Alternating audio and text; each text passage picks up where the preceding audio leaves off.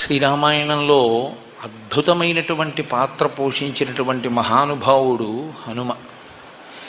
గోష్పదీకృతమారాసిం వశకీకృత రాక్షసం రామాయణ మహామాల రత్నం వందే అనిలాత్మజం అని ఆయన గురించి స్తోత్రం చేస్తే ఇదే స్తోత్రం చేస్తాం.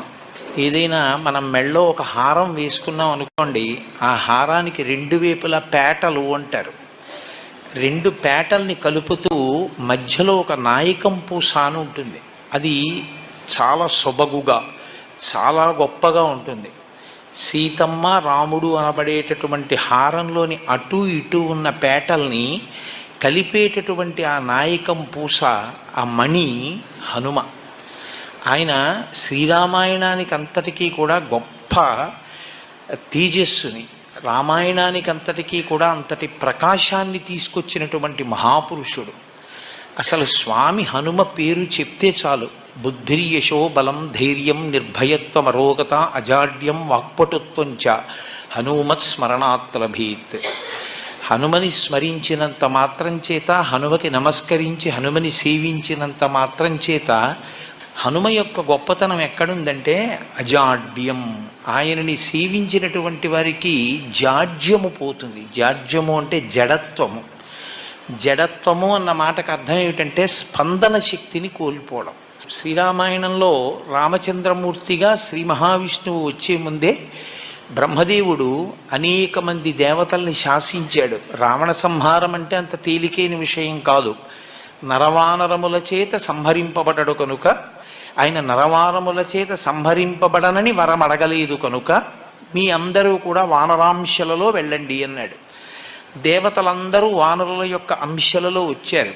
కానీ ఒక్క హనుమ అవతారం మాత్రం చాలా విశేషమైన అవతారం. అసలు శ్రీరామాయణంలో విచిత్రం ఏమిటంటే బాలకాండలో హనుమ కనపడరు, అయోధ్యకాండలో కనపడరు, అరణ్యకాండలో కనపడరు. ఆయన కనపడేది 3 కాండలు దాటిపోయిన తర్వాత 4వ కాండ కిష్కింధకాండ ప్రారంభంలో కనపడతారు. 4వ కాండలో కనపడినటువంటి హనుమ కిష్కింధకాండ దాటగానే సుందరకాండలో అత్యద్భుతమైన పాత్ర పోషిస్తారు. ఇంకా తర్వాత శ్రీరామాయణంలో కిష్కింధకాండ వరకు ఉన్న పాత్రల్ని మర్చిపోయిన వాళ్ళు ఉంటారేమో, కానీ ఇక హనుమ పాత్ర మాత్రం ఎవ్వరూ విడిచిపెట్టలేరు. అంత గొప్ప స్థితిని పొందుతుంది. 7 కాండల రామాయణంలో ఉత్తరకాండ చాలామంది చదవరు, 6 కాండలే చదువుతారు. 6 కాండలలో 3 కాండలలో అసలు హనుమ గురించి ఏమీ లేదు. 4వదైన కిష్కింధకాండలో ఆయన ప్రవేశం. 4వదైన కిష్కింధకాండలో హనుమత్ ప్రవేశ సమయంలో అసలు ఆయన ఎలా పుట్టారు అన్నదాన్ని మహర్షి చెప్పలేదు. అకస్మాత్తుగా హనుమ ఆ భయపడిపోతున్నటువంటి సుగ్రీవుణ్ణి నువ్వు ఇలా భయపడకూడదు అన్న దగ్గర ప్రారంభం హనుమ పాత్ర ప్రవేశం. ఎవరి హనుమ, ఎక్కడి నుంచి వచ్చారు, మధ్యలో ఒకసారి సంక్షిప్త పరిచయం మాత్రమే చేస్తారు. కానీ అసలు హనుమ యొక్క అవతార విశేషాన్నంతటినీ కూడా శ్రీరామాయణం ఉత్తరకాండలో చెప్పారు. అందులో అంజనాదేవి వాయుదేవుణ్ణి తన గర్భమునందు ధరించింది, అనగా వాయువు యొక్క తేజస్సుని ధరించి ఆమె గర్భవతి అయింది. కారణజన్ముడైనటువంటి ఒక మహాపురుషుడు జన్మించాలి. ఆమె పర్వత గుహలో ఉంది ఆ సమయంలో, అరణ్యంలో. ఆమెకి శాలిశూక నిభాభాసం ప్రసూతేమం తదాంగన ఫలాన్యాహర్తుకామావై నిష్క్రాంత గహనే వనే అన్నారు మహర్షి.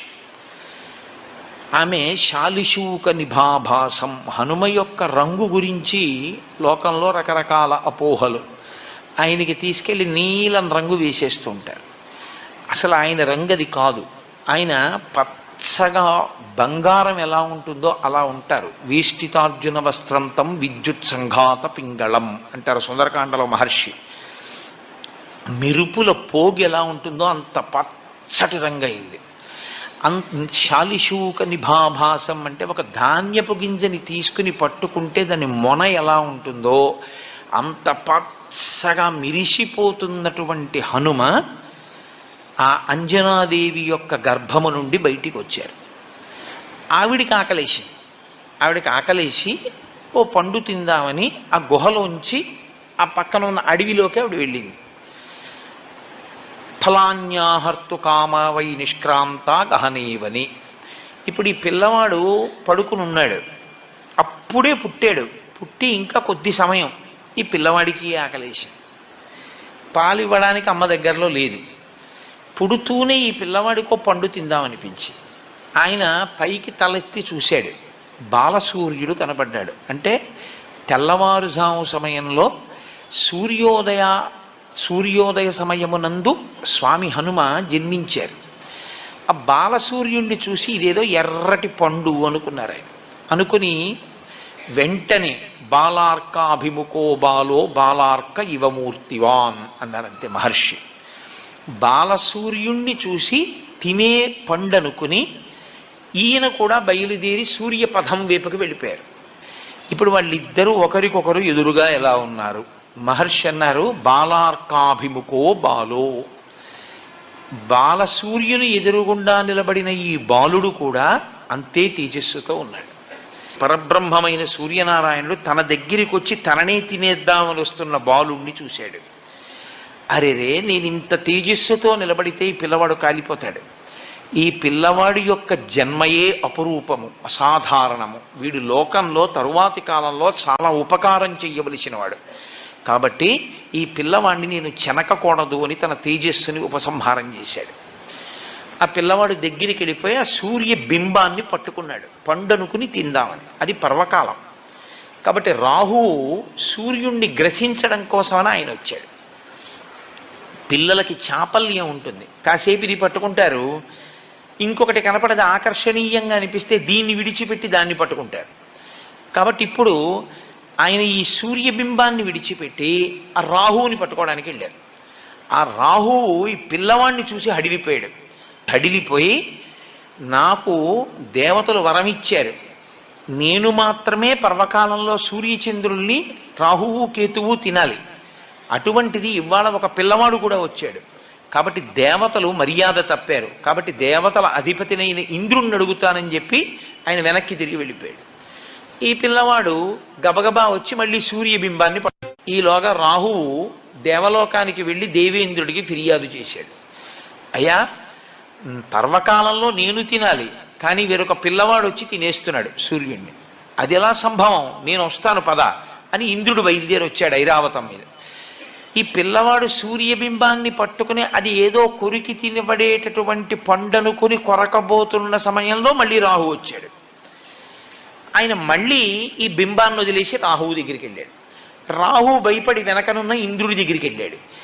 ఈయన మళ్ళీ రాహువుని విడిచిపెట్టి ఇంద్రుణ్ణి చూశారు. ఇంద్రుడు ఏనుగు నచ్చింది సార్ ఆయనకి, ఎందుకంటే తెల్లగా ఉంటుంది ఐరావతం పుష్టిగా. ఈ పండు బాగుందని ఐరావతాన్ని వెళ్ళి పట్టుకుని కొరకబోతున్నారు. ఎక్కడ లేని కోపం వచ్చి ఇంద్రుడు వజ్రాయుధం పెట్టి కొట్టాడు.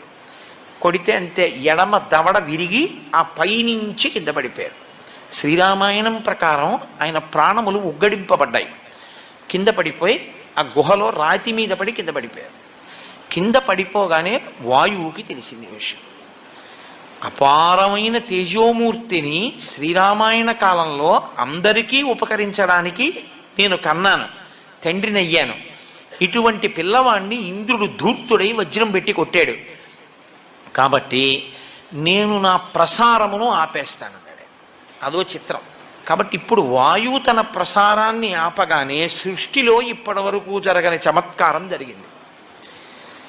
ఎవడో హవిస్సిస్తున్నవాడు అలాగే ఉండిపోయాడు, సంధ్యావందనం చేస్తూ అర్ఘ్యమిస్తున్నవాడు అలా ఉండిపోయాడు, నవ్వుతున్నవాడు నవ్వుతూ ఉండిపోయాడు, ఏడుస్తున్నవాడు ఏడుస్తూ ఉండిపోయాడు.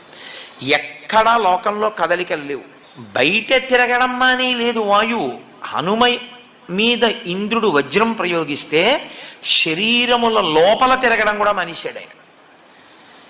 ఇప్పుడు అలా ఉండిపోతే దేవతలు బాధపడ్డారు. మనుష్యులు పక్షులు మృగములు అలా అయిపోతే దేవతలకి ఎందుకంటే బాధ? మనం హవిస్సిస్తే తప్ప దేవతలకు అన్నం దొరకదు. మనం ఇచ్చిన హవిస్సే వాళ్ళు తింటారు, తిని తృప్తి పొంది వాళ్ళు వర్షం కురిపిస్తారు. కాబట్టి ఇప్పుడు దేవతలకు హవిస్సు లేదు. కాబట్టి మనుష్యలోకం పక్షాన దేవతలందరూ బ్రహ్మగారి దగ్గరికి వెళ్ళారు. వెళ్ళి, అయ్యా, వాయువు తన యొక్క ప్రసారమును నిలిపివేశాడు, లోకమంతా కాష్టభూతమైంది. ఒక్కసారి మీ సృష్టి వంక చూడండి, ఏది కదలటల్లా. చెట్టు, చిగురుటాకు, పక్షి, జంతువు, నీరు, చాప అన్నీ అలా అయిపోయాయి.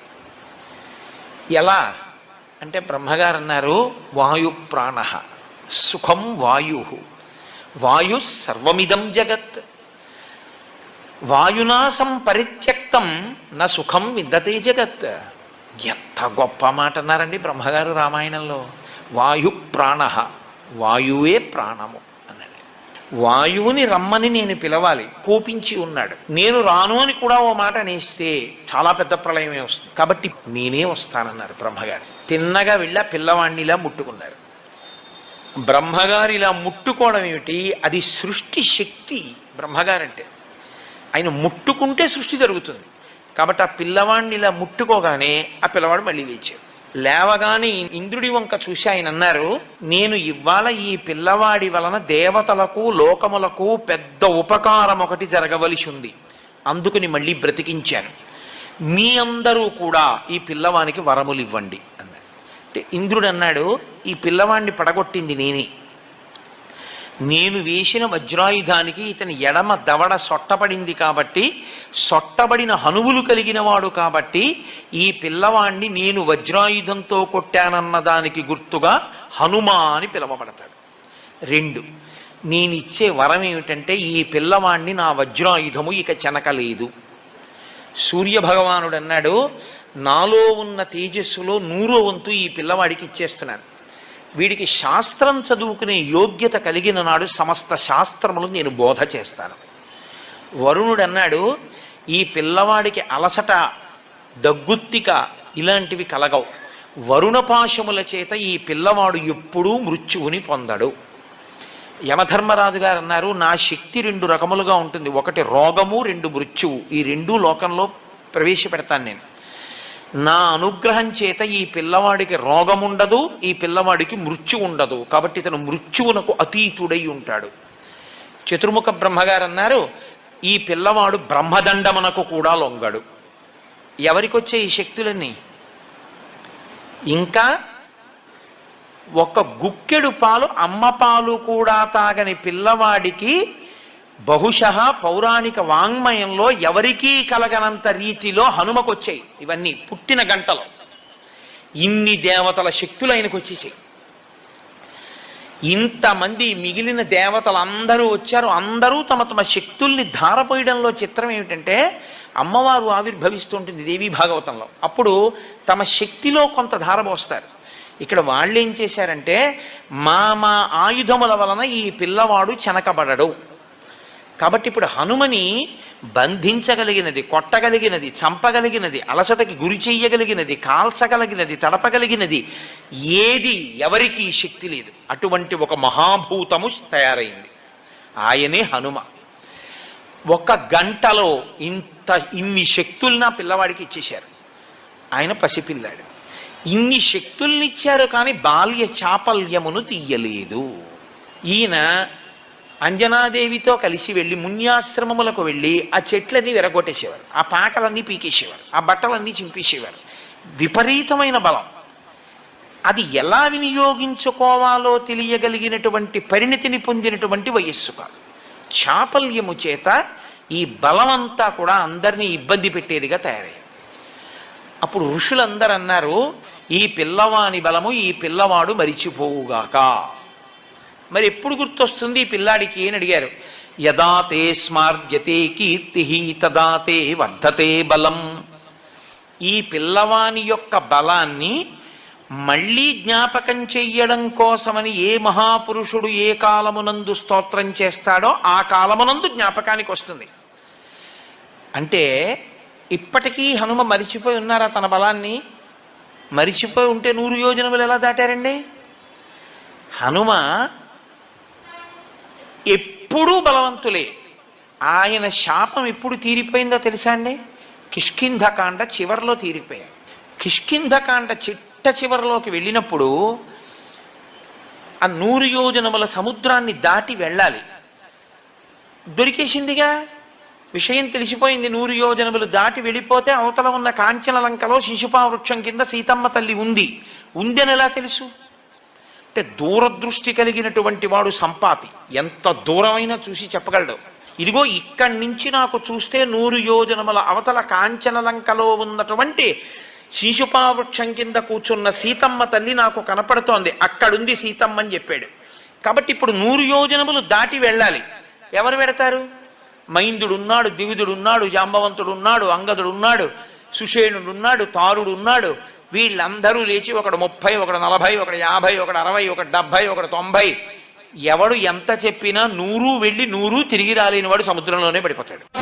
ఒక్క అంగదుడు అన్నాడు, నేను 100 యోజనములు దాటి లంకాపట్టణ ప్రవేశము చేయగలను, కానీ తిరిగి నేను వెనక్కి రాగలనా అన్న విషయంలో నాకు స్థిరమైనటువంటి అభిప్రాయం లేదు, రాగలనో రాలేను అన్నాడు. జాంబవంతుడు అన్నాడు, నువ్వు ప్రభువి, నిన్ను పంపించడం ఏమిటి అని అప్పుడు స్తోత్రం చేశాడు హనుమని.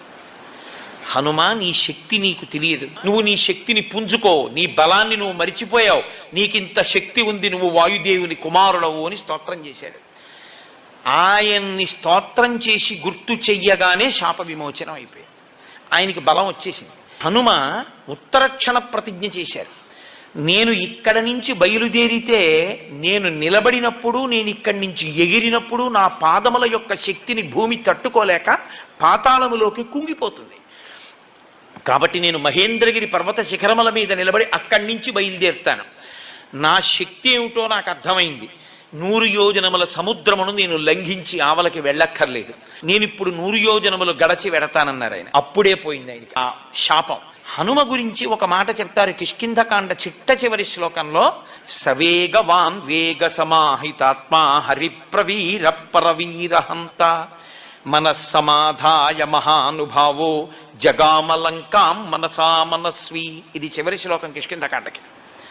మహర్షి అన్నారు, శరీరంతో వెళ్ళాలి సముద్రం దాటి, మనసుతో వెళ్ళిపోయారు హనుమన్నారు. అది ఆయన మనోజవం, ఆయనకేం భయం లేదు. హనుమ అంటే హనుమే. అందుకే రామాయణంలో మీరు జాగ్రత్తగా పరిశీలిస్తే హనుమ ఎక్కడ ఉంటారో అక్కడ ప్రాణములు నిలబడతాయి. మీరు చూడండి, ఆయన మొట్టమొదట కిష్కింధకాండలో కనపడ్డప్పుడు సుగ్రీవుడు హడిలిపోయి పారిపోతున్నాడు. ఆపారు ఆయన. ఎందుకు అలా పారిపోతున్నావు అని అడిగారు. లఘుచిత్తతమాత్మానం నస్థాపయసి యోమతః అన్నారు ఆప్ చేసి. ఇంత తేలికైన మనస్సున్న వాడివి, ఇంత పిరికి వాడివి, నువ్వు వానరాజ్యానికి రాజు అవుతావా నువ్వు? అహో శాఖా మృగత్వంతే అన్నారు. అది మంత్రి అంటే. ఎప్పుడు ఎలా మాట్లాడాలో అలా మాట్లాడారు. కొమ్మల మీద తిరిగే కోతి ఏమిట్రా ఈ పరుగో అని అడిగారు. ప్రభువు అని దయ చూపించలేదు. ఏమిటా పరిగెత్తడం ఏమిటి? ఎందుకు పరిగెడుతున్నావు ఋష్యమూకం మీద? వాలి రాడుగా ఇక్కడికి, దేనికి నీకు భయం? ఇద్దరు నరులు వస్తున్నారు, చూడు ఎలా ఉన్నారు. రామలక్ష్మణులు వెళ్ళిపోతున్నారు అక్కడ పంపా తీరంలో. వాలి పంపి ఉంటాడు నన్ను చంపడానికి, వాళ్ళిద్దరిని చూస్తే భయం ఇట్లా, అందుకే పారిపోతున్నానన్నారు. చూస్తే పారిపోవడమే, వాళ్ళెవరో ఏమిటో నేను కనుక్కొస్తాను, అలా ఉండు. వెళ్ళి రామలక్ష్మణులతో సుగ్రీవుడికి మైత్రి చేయించారు. రామలక్ష్మణులకు సుగ్రీవుడికి మైత్రి జరిగింది కాబట్టి సుగ్రీవుడికి రాజ్యం వచ్చింది. సుగ్రీవుడి భార్య రుమ సుగ్రీవుడికి దక్కింది. అసలు యుద్ధకాండలో ఆయన చేసినటువంటిది ఒక అత్యద్భుతాన్ని చేశారు ఆయన. అది అనన్య సామాన్యం. ఎందుచేత అంటే ఒకరోజు యుద్ధకాండలో ఇంద్రజిత్ యుద్ధం చేశాడు. యుద్ధం చేసినప్పుడు వానర సైన్యంలో ఎవ్వరూ లేచి నిలబడడానికి వీలు లేకుండా రామచంద్రమూర్తి అంతటి వాడు నిలబడిన తీరుని వాల్మీకి మహర్షి వర్ణించారు.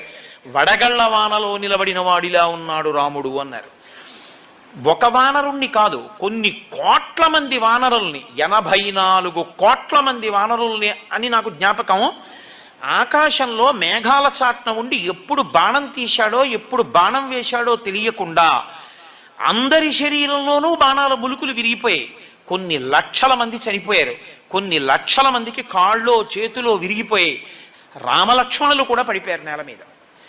ఆ పడిపోయిన రోజున బ్రహ్మాస్త్రానికి కట్టుబడడు కాబట్టి ఇంద్రజిత్ బ్రహ్మాస్త్రం వేసి వెళ్ళిపోతే హనుమ ఒక్కరే బ్రహ్మాస్త్రమునకు కట్టుబడరు కాబట్టి ఆయన లేచారు. గౌరవం ఇచ్చి బ్రహ్మాస్త్రానికి కాసేపు కట్టుబడి లేచారు. విభీషణుడికి తెలుసు కాబట్టి తట్టుకున్నాడు.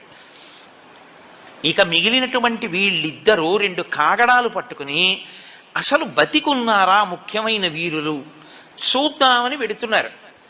పెద్దవాడు అని జాంబవంతుడి దగ్గరికి వెళ్ళారు. కనురెప్ప పైకెత్తడానికి లేదు జాంబవంతుడికి, అలా కొట్టేశాడు ఇంద్రజిత్తు. పడిపోయి ఉన్నాడు ఆయన పెద్దవాడు. కాగడాలు పట్టుకుని వెళ్ళి విభీషణుడు అన్నాడు, తాతా కుశలమా అని అడిగాడు. అంటే జాంబవంతుడు అన్నాడు, హనుమ కుశలమా అని అడిగాడు. అడిగితే విభీషణుడు అన్నాడు, తాత రామలక్ష్మణులు కుశలమా అని అడగవలసింది నువ్వు అలా అడగలేదు. నువ్వు అలా అడగకుండా హనుమ కుశలమా అని అడుగుతున్నావు, పొరపాటు పడ్డావా అన్నారు. అంటే జాంబవంతుడు అన్నాడు, నేను పొరపాటు పడి అడగలేదు, పూర్తి స్వస్థతతో ఈ మాట చెప్తున్నాను నేను. ఎందుకో తెలుసా? ఆ హనుమ ప్రాణాలతో కాని ఉన్నారా మనందరం ఉన్నట్లే. హనుమజ్జుజ్జిత ప్రాణే జీవంతోపి వయం హతాహ. ఆ హనుమ కాని మరణించారా మనందరం బతికున్నా చచ్చిపోయినట్టు. ఒకవేళ మనందరం చచ్చిపోయిన హనుమొక్కరు బతికుంటే మనందరం బతికినట్టే, బతికించేస్తారాయన. అందుకు అడిగాను, ఉన్నాడా క్షేమంగా? ఇంకొకడైతే ఈ కితాబు విన్నందుకు, చూశావా నా సంగతి అంటాడు విభీషణుణ్ణి. హనుమ వంగి జాంబవంతుడి పాదములు పట్టుకుని, తాత హనుమ నీకు నమస్కరించుచున్నాడు అన్నారు. అంటే ఆయన అన్నారు, నాయన వేళ లేదు, ఈ రాత్రి లోపల బతకాలి సైన్యం. ఉత్తర క్షణంలో ఎక్కడున్నారు వాళ్ళు? దక్షిణ సముద్రానికి ఆవల కాంచనలంకలో ఉన్నారు. ఈ రాత్రికి రాత్రే నువ్వు ఇక్కడి నుంచి ఎగిరిపోయి ఉత్తర దిక్కున కైలాసము వృషభము అన్న 2 పర్వతముల మధ్యలోకి వెళ్ళాలి. అక్కడ ఒక ఓషధీ పర్వతం ఉంది, అందులో 4 ఓషధులు ఉన్నాయి. నువ్వు వెంటనే వెళ్ళి ఆ 4 ఓషధులు పట్టుకొచ్చేయాలి 10 నిమిషాల్లో. వాల్మీకి రామాయణంలో మహర్షి ఏమన్నారో తెలుసా అండి? రావణాసురుడి మేడ కూడా కదిలిపోయింది ఆయన వేగానికి. ఇలా కన్ను మూసి కన్ను తెరిచేటప్పటికి మెరుపు మెరిసినట్టు వెళ్ళిపోయారంటే అది ఆయన మారుతతుల్య వేగం. అంటే కైలాసము వృషభము మధ్యలోకి వెడితే ఓషధులు అనుకున్నాయి, ఈయన మనని తీసుకెళ్ళిపోవడానికి వస్తున్నాడు, ఈయనకి కనపడకుండా దాక్కుందామని తేజస్సుని అవి ఉపసంహారం చేస్తే రామకార్యం మీద వచ్చిన నాకు ఉపయోగపడకుండా దాక్కుంటారా? మీరెక్కడున్నా మా వైద్యుడున్నాడు సుషేణుడు, ఆయన కనిపెడతాడు అని పర్వతాన్ని పెకలించి తీసుకొచ్చేశారు లంకాపట్టణానికి. తీసుకొచ్చి అక్కడ ఆ పర్వతాన్ని దింపితే ఈ 4 ఓషధుల యొక్క శక్తికి ఈ 4 ఓషధులు ఎవరి కొరకు తేబడ్డాయో వాళ్ళు బతుకుతారు, అందుకని రాక్షసులు బతకలేదు. అది హనుమ యొక్క శక్తి. అంటే పని అయిపోయిన తర్వాత ఇంక ఈ పర్వతం ఇక్కడెందుకు, మళ్ళీ ఆ శిఖరాన్ని పట్టుకెళ్ళి ఎక్కడి నుంచి తెచ్చారో అక్కడ